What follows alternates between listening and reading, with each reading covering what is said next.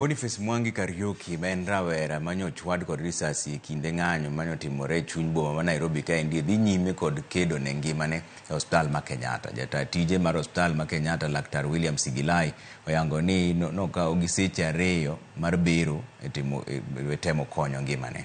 Ma endi timore ka jago machielo manyinge Philip Okech bende ne otimni thieth bang' yudo hinyruok mar risasi e ng'anyono. Cynthia Onyango miwa ler mar wachni. E dhodukni moko manie apaya ma Kimathi Street e chuny boma ma Nairobi ema picha nyomako ka obila monjo kendo chielo gi magina jago manyinge Boniface Mwangi e kinde ng'anyo manyobagi e chuny boma gi kweth masundo ratiro ne rawera Albert Ojwang manyocha otho e lwet obila. Resruok mar Boniface Mwangi ma jahigni 22 gikone nyoduogo bedo e osiptal maduong' ma Kenyatta kama lakteche nyokawo seche 2 mar timone bero kendo sani okedo ne ngimane. The patient was wheeled into theater where a complex and delicate surgery was conducted by a multidisciplinary team under the leadership of our neurosurgeon, Dr. Sam Jiru. The procedure in theater lasted about 2 hours. During the procedure, an object believed to be a bullet was removed. Won Boniface manyinge John Kariuki wagong'eyo ketho manyomiyo chiel wuode gi magina ka uso e chuny boma ma Nairobi. Jana mdogo ka kona miaka 22 kitu 22 hapo. Hata hao wako na watoto na ule wameumiza pia ni mtoto wa mtu. Na mtu ameasi kabla afike hapo, amefanya mambo mingi ndio afike hapo na amesomesa, ametumia mambo mingi, amepitia kwingi. Na kama hii si vile tunafanya kazi ya kanjo. Saingine umekimbia, umegogwa mahali, umekaa wiki 2 kwa nyumba ukimtafutia tu.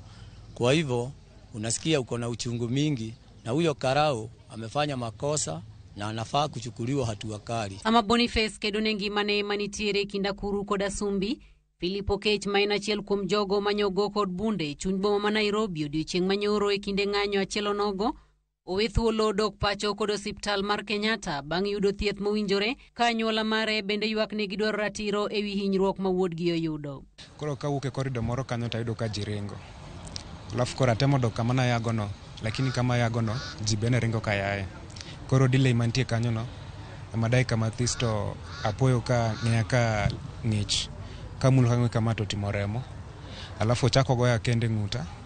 Alafu napoteza fahamu. Koro kachopo saa 1 kama ema abuok tayudora ka ntiere Kenyatta National Hospital.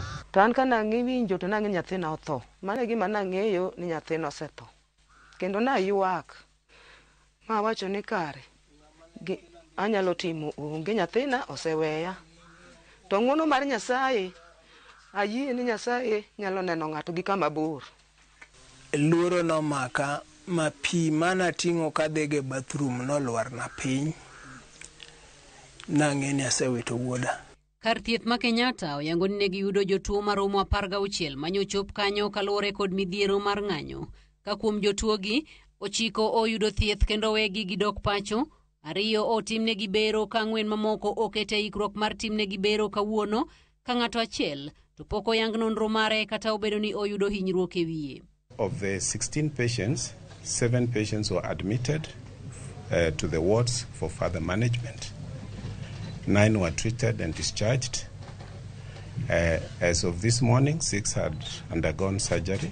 2 had undergone surgery, and 4 more were on the theater list, waiting to go to theater this morning. 1 other patient who remained unidentified as of this morning, having sustained a skull fracture reportedly from blunt trauma to the head. Magitimore kinde mariwruok ma ok mar piny owacho mar Kenya Red Cross oyango ni nyogi reso dhano maromo 36 e kinde ng'anyono ka ikwano ji 12 oringo e kar thieth ma Kenyatta, 2 otere kar thieth ma Mbagathi ka ji 25 ochiwnegi chenro mar resruok e chuny boma ma Nairobi e kinde ma ng'anyo ne dhi nyime. E kinde ma Boniface Mwangi koro ngimane sani ntiere kindakuru koda sumbi, anyuola mare ywago ratiro ema giwacho ni wuodgi ok en janjore monego bed ni chielo gi magina kod obila ka kendo sirikal onego wuog oko kendo ne makare ni jogo duto manoyudo hinyruok e kinde ng'anyo manyoro oyudo ratiro. Cynthia Onyango, Ramogi TV e osiptal ma Kenyatta. Jodak e gwenge mag Witembe, kaunti ma Migori, yuago medruok mar rochruok mar arita kwe e gwenge mag Angata